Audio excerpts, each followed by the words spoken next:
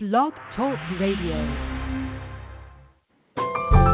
Welcome to Last First Date Radio, featuring interviews with experts in dating, relating, and mating in midlife. And now, here's your host, Sandy Weiner.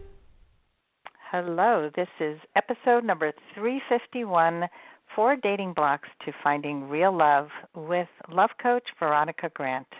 I'm Sandy Weiner, and welcome to Last First Date Radio, the place to be for creating healthy, lasting relationships in midlife. I am on a mission to help women play bigger in life and love, and with the deeper work that we do together, women begin to value and love themselves enough to set clear standards, to speak up more powerfully, and to stand up for the things that matter most.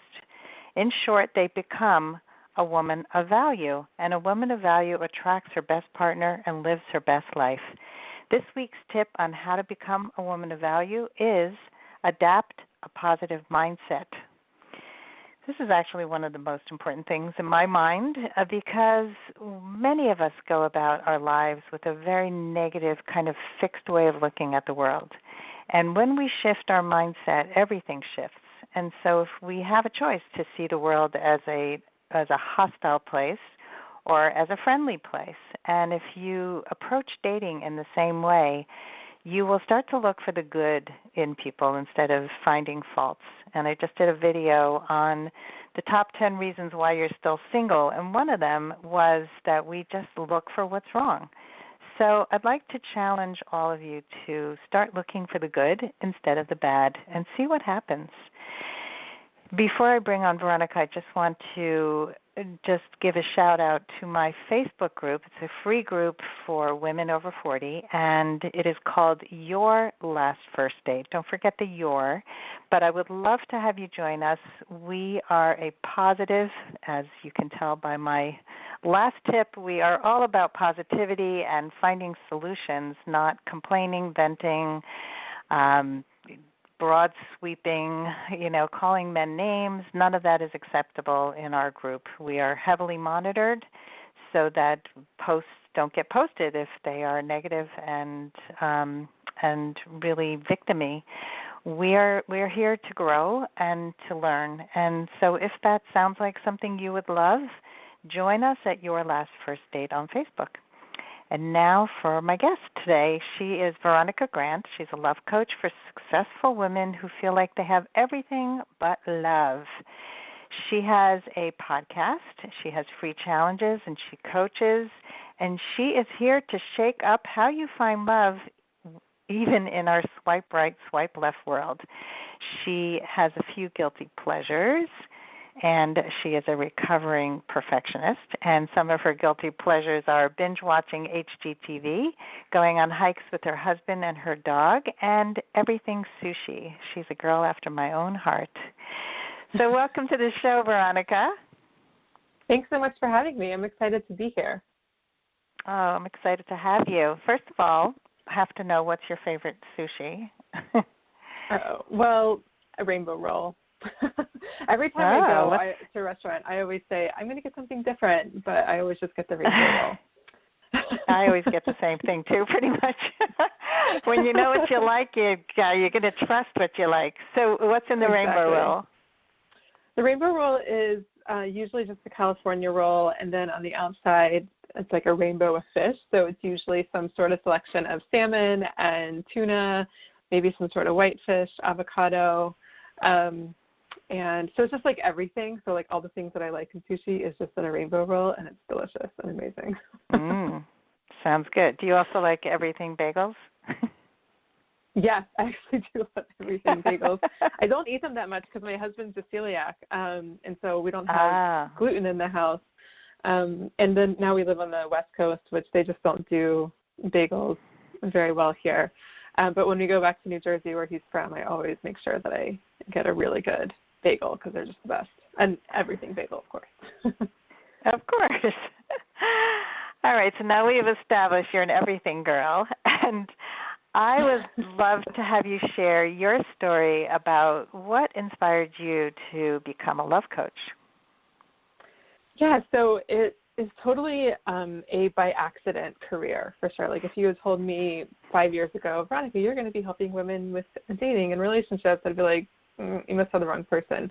So I spent my whole life pretty much really being interested and enjoying all aspects of fitness and health and food and eating, and to the point where it probably wasn't so healthy, where I was just obsessed with eating a certain way and like looking a certain way and always losing weight. I can remember the first time I felt fat on the bus going to 6th grade, it was right after Christmas, and I was like, oh, I need to lose that weight. And that was just learned behavior from, that I learned from my mom and just from, society and women growing up and everything like that. And so I started teaching fitness classes when I was in college. And then I got this job, and I really, really, really hated the job. Probably starting on day 2 or 3, I was just like, oh, crap, I'm in the wrong job. Like, this is just horrible. And so I was just looking for, well, what I want to do, because this is awful, and I want to get paid more. I want to get out of the nonprofit scene, which is where I was. And it hit me. I was like, well, I love teaching fitness classes and yoga classes. Why do I only do that on nights and weekends? And so I was talking to my friend about it, and she was like, I hear you, Veronica, but don't you think you would just get bored teaching all the time? I don't think you would feel really challenged. And I was like, yeah, you're right. And then she was like, you should check out my friend's website. She does health coaching, and I know she teaches yoga too, but she has this business where she's actually, helping people beyond just the fitness studio. And I just thought this was brilliant. I was like, oh, my God, this is amazing. And so I enrolled in health coaching school, and I got my certification, and I started teaching clients. And it was great. But I just got really bored with the topic. Like, I send my blog post out every Thursday morning, and it'd be like Wednesday night, and I'd be like, oh, crap, I need to write something for my audience. And so if I didn't like writing it, people probably didn't like reading it, in all honesty. But I just felt like didn't really feel very connected to the issue, and I couldn't figure it out, because this has been really like a big part of my life. It's just, living a healthy lifestyle. And so then I was just, running my business. It was not doing great, but like whatever, it was fine. And I was working with a life and business coach at the time, and we were really trying to work on my messaging and branding and all that kind of stuff. And I just mentioned to her casually one time, I was like, it's so interesting. All my friends, like, they want me to write their dating profiles, and they always want my advice on whatever their dating situation is. And actually, one friend just took me out to lunch today because she wanted to talk to me about her relationship. And then, like, I don't know, maybe like half hour later, I said, oh, yeah, so all these women in my community, they're always telling me that they want to lose weight so that they can go out and date or feel confident dating. And my coach was like, hold up, Veronica, let's just put 2 and 2 together here and start following some breadcrumbs. And at the time, I was like, people don't pay for relationship coaching or dating coaching. Like, that's not a thing. And it turns out it is a thing. And within probably like just a couple hours of talking it through with her and thinking about it, and then really looking at my own life in a whole new way, I realized that, my issues around body image and my struggle to lose weight wasn't just for the sake of looking a certain way, but it was really to get validation from men, from, boys, because I was also pretty young when I started these habits. And so then, like, everything just made so much more sense in my life. And, that was been, like 3 or 4 years ago, and I'm not bored yet of just sharing content and ideas and advice and support for my clients and my podcast. Like, I'm always coming up with new ways, and I'm like, okay, this is my calling. The health stuff is not my calling. And so that's how I got here, kind of a roundabout way, but wouldn't do it any other way. Yeah, and it's a great story, because I think often we think we have to know what we're good at or what our calling is right out of the gate, and especially younger people think, oh, I should know going into college what my passions are. And often in doing other work, we find what really resonates for us, and it's by making those mistakes or doing and getting really into the work and immersing ourselves that we see like parts of it made sense. There were breadcrumbs there, but not all of it. And so when you connected the dots and found what you really were good at and what lit you up, it made a huge difference. Yeah, and it was also just having a coach, and this is why I'm a coach, so maybe I'm a little biased, but I do think that having that outside perspective, because when you're so in your life, like whatever the problem is, whether it's relationships or career or something else, and you're just so, like, you're looking at it from horse blinders, and I feel like in some level we can't help ourselves from doing that when it's our own stuff because we're so close to it.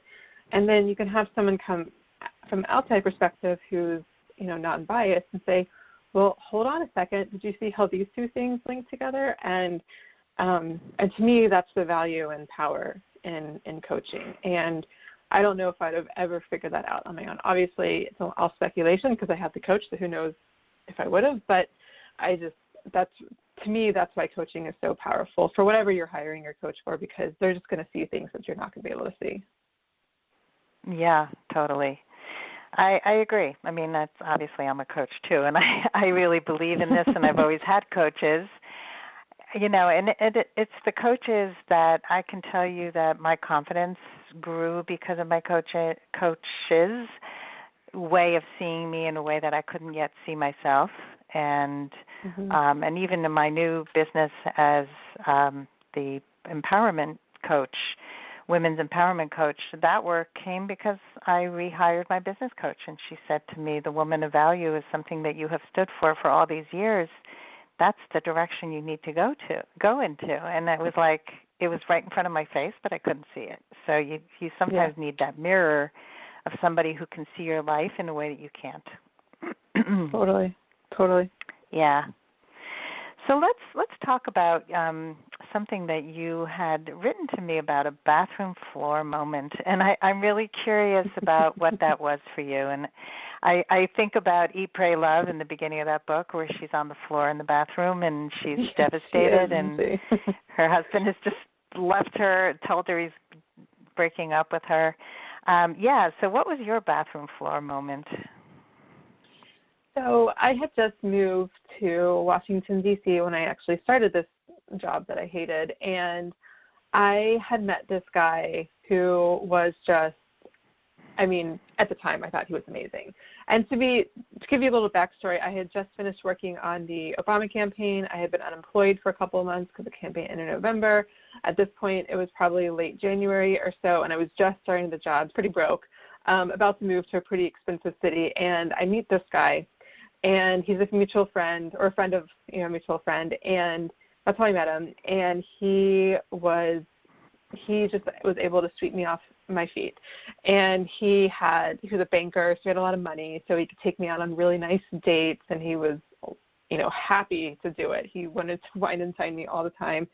And I just fell for it, and I let him do that. And I let myself do that. Like, I just was so like, oh, this is amazing. This is what love is, what living in the big city is all about, and everything. And so things were great for, I don't know, maybe just a few weeks. Like, it wasn't that long in the grand scheme of things. And then we had a date planned, and he texted me, and he's like, hey, Veronica, I'm really sorry, but I'm too drunk to pick you up for our date. And my heart just dropped to my stomach. And then he immediately texted me, and he's like, but how about this? You take a cab out to where I am, and you just come out with my friends and me for the night. And he tried to spin it as like, hey, you're meeting my friends. This is a good step, right? It's a good thing. And I just kind of let him have that win. I was like, fine. Like, I wasn't fine with it, but I was fine. And so I went out. It was fine, whatever. And then we made plans at some point to hang out the next weekend. And so I'm, getting ready, or I'm not getting ready at this point, but, I'm looking forward to hanging out with him that evening. And I guess it was like a Saturday, and he went out to brunch, and I guess he had too many mimosas or something. And he texted me that afternoon. He's like, hey, I think I had too many drinks at lunch. I don't think tonight is going to work for us to get together. And this time there was no follow-up text, like, but just come out with my friends, or like, hey, let's do something tomorrow. There was nothing, like complete radio silence for about 3 days or so. And then I think on Monday evening, he finally called to apologize and basically say, like, hey, like, I realize that I've got some problems here that I need to figure out, need to work through, and I thought I could be in a relationship, but blah, blah, blah. So basically he was saying what he needed to say after screwing up twice.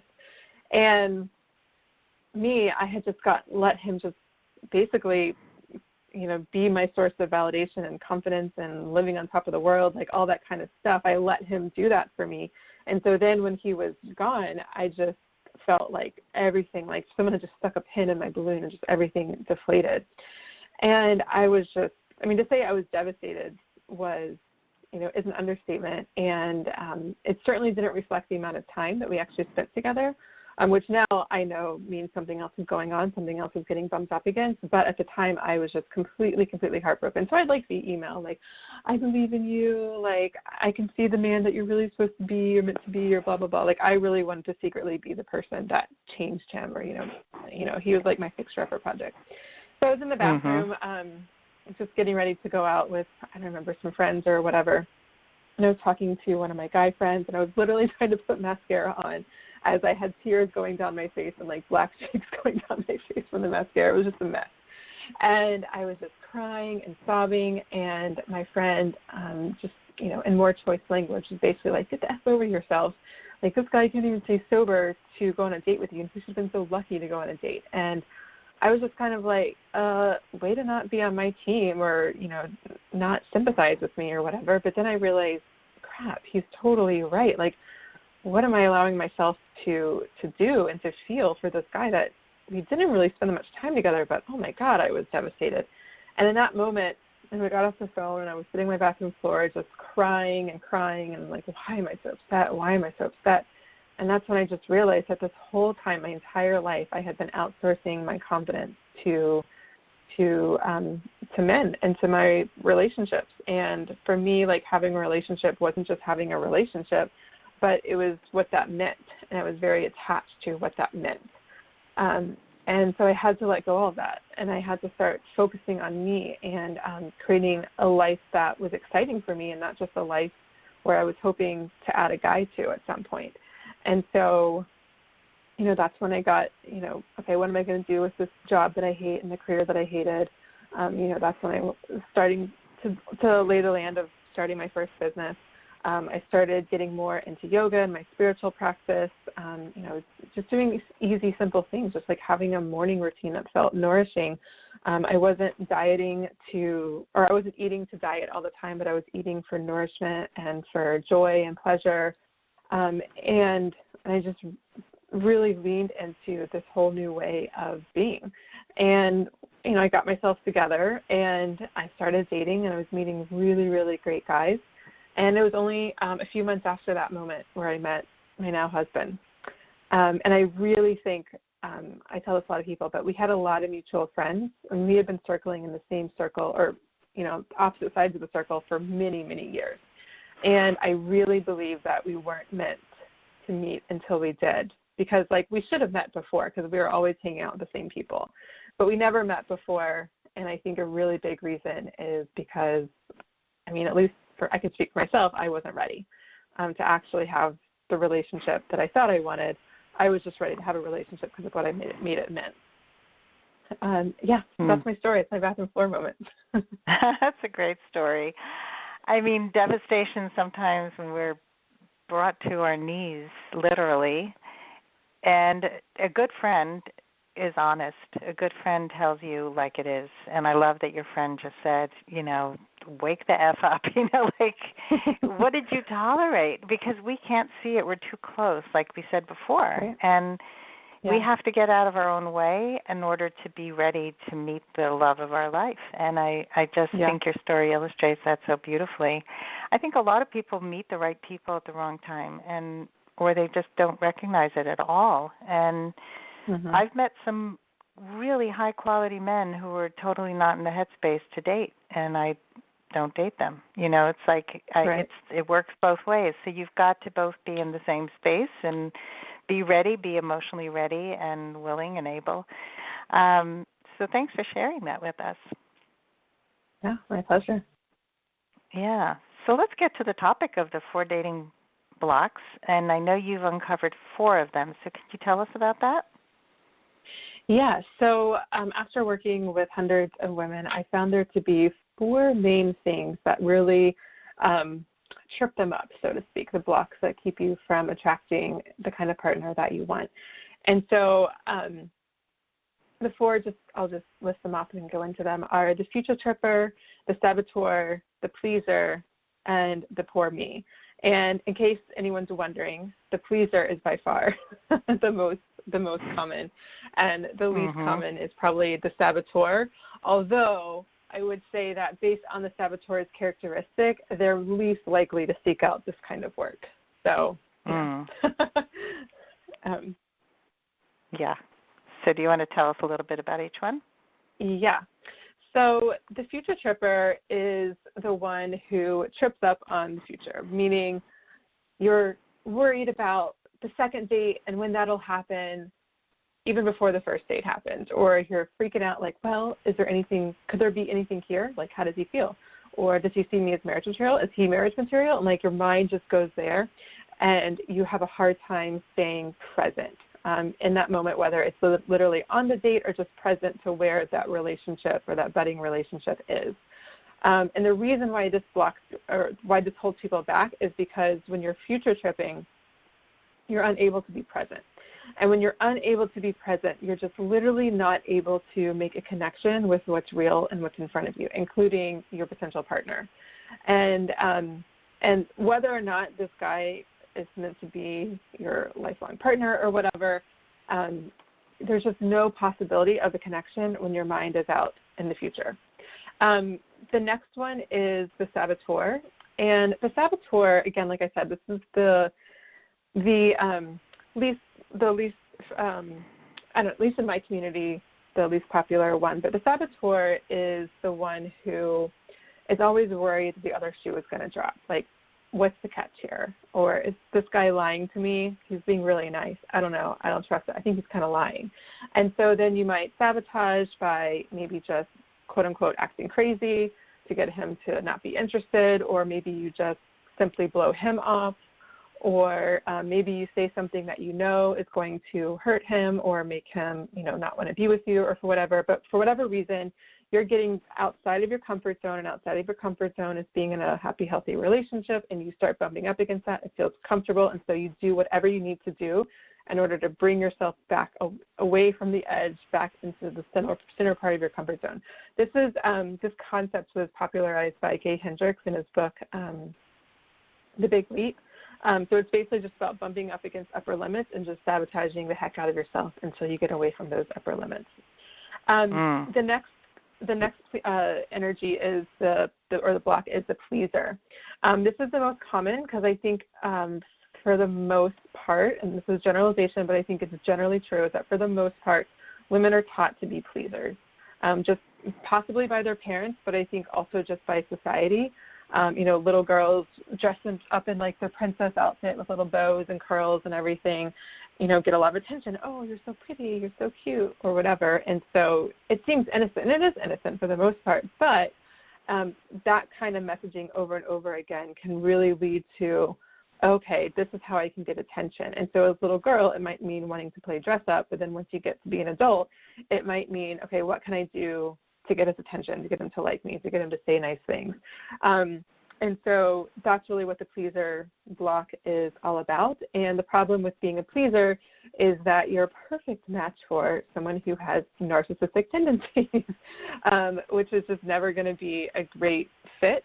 Let me take that back. They're actually a great fit, the pleaser and the narcissist, but they don't necessarily create healthy relationships. But they go together really well because the pleaser wants to please, and the person with narcissistic tendencies would love to have someone please them all the time, right, and make everything about them. And then the fourth energy, or the fourth block that keeps people out of love, is the poor me energy.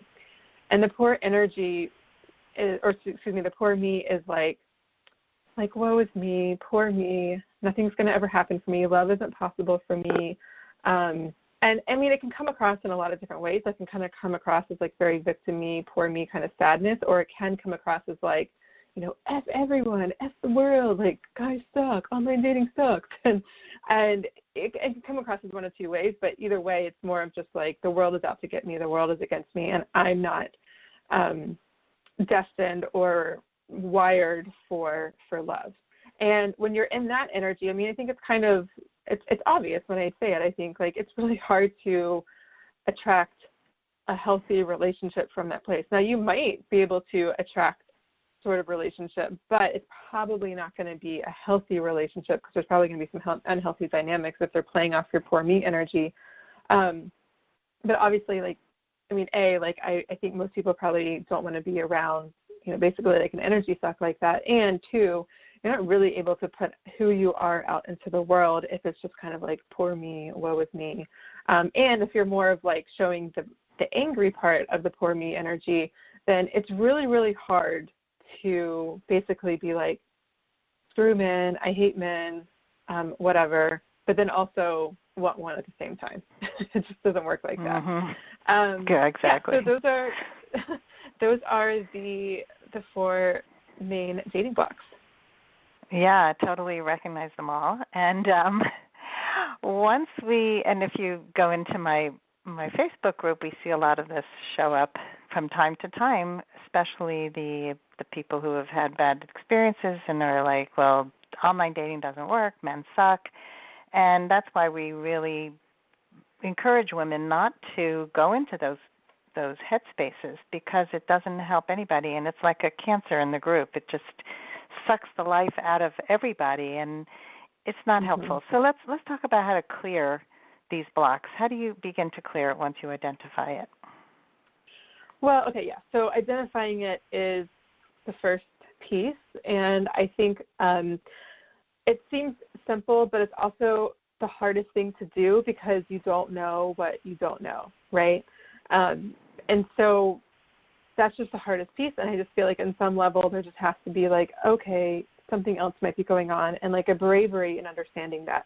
And that, like, not to say that like the problem is the women or you, because I don't think that's the case at all, but just to recognize, oh, maybe Tinder isn't the problem. Maybe men as a whole aren't the problem either. And then just being more curious to look inward and like, okay, so from where am I attracting these relationships? So that's the first piece, is the awareness. And I know I'm just going to kind of brush over that, but I just want to emphasize how hard that first piece is, because you just don't know what you don't know.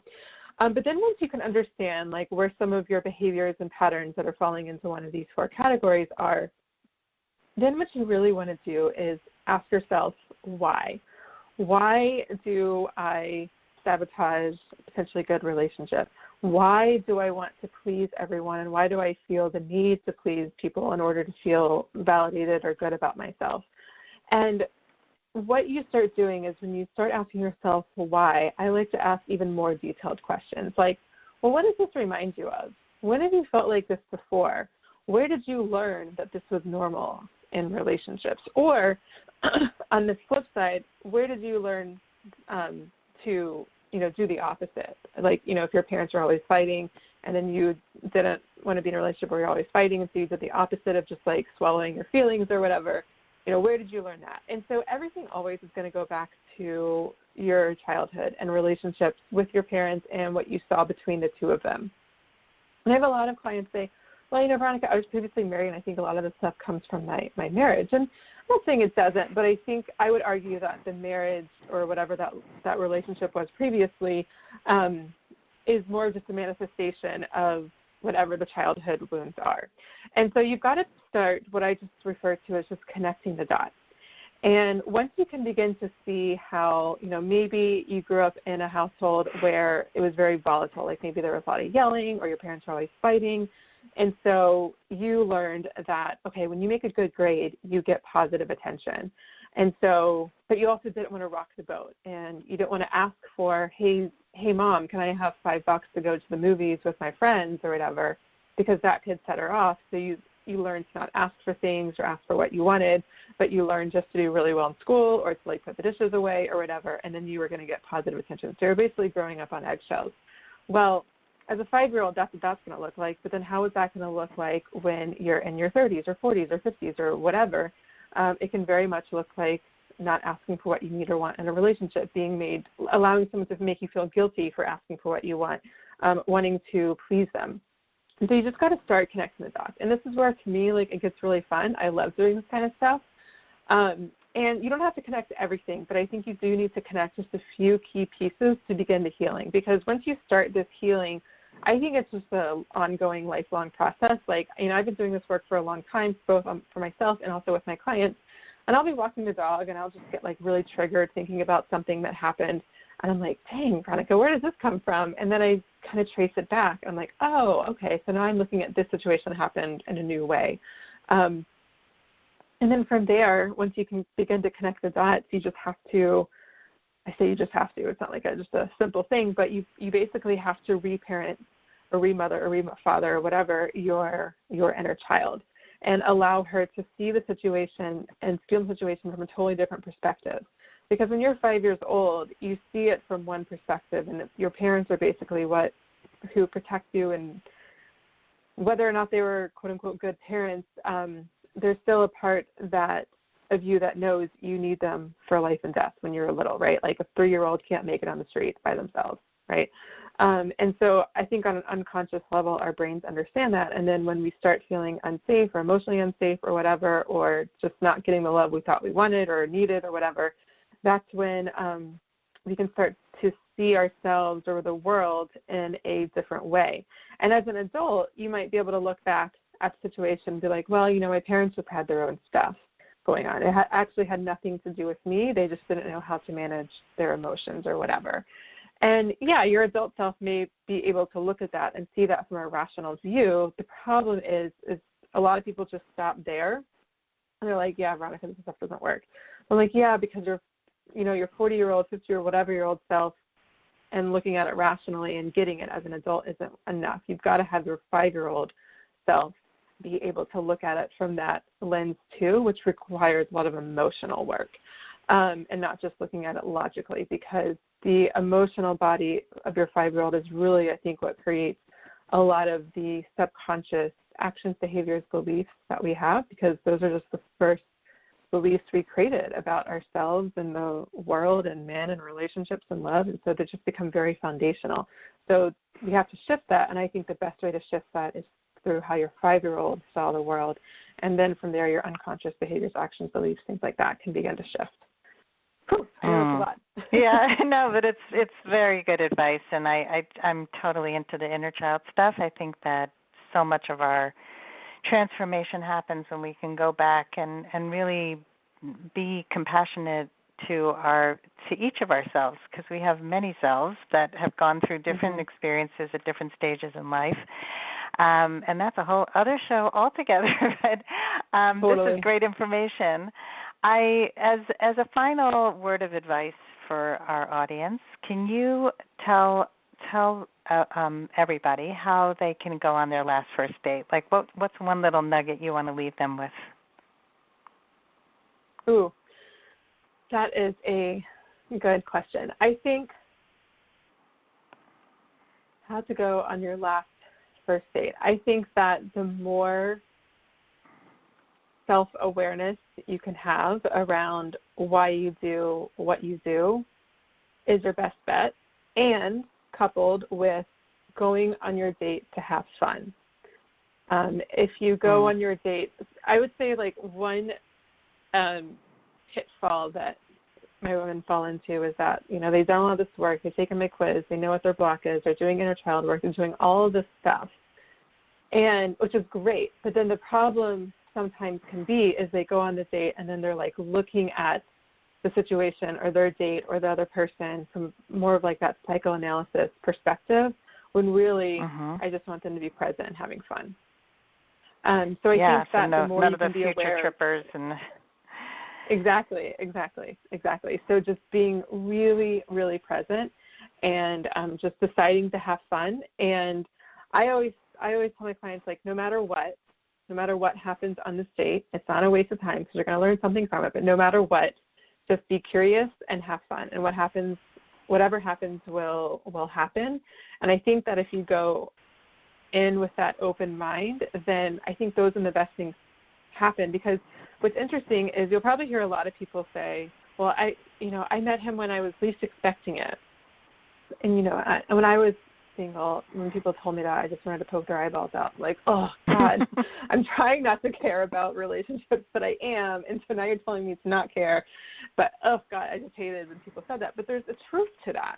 And the truth to that is that they were totally unattached to what may or may not happen in any given relationship. And unattachment is a whole other conversation I'm not going to get into, but I think that a tangible way to look at it is just be curious, go with an open mind, go with an intention to have fun, and just simply to learn about the other person and like what their story is. And that's it. Yeah, I love that. Don't be attached to the outcome. It's really, really hard because we're so outcome oriented, but I think that's excellent advice. Thank you so much, Veronica. This is such good material, and I think people are going to have to listen to it a few times because there's so much offered here, and it's definitely a binge-worthy episode. And let us know how our audience can learn more about you.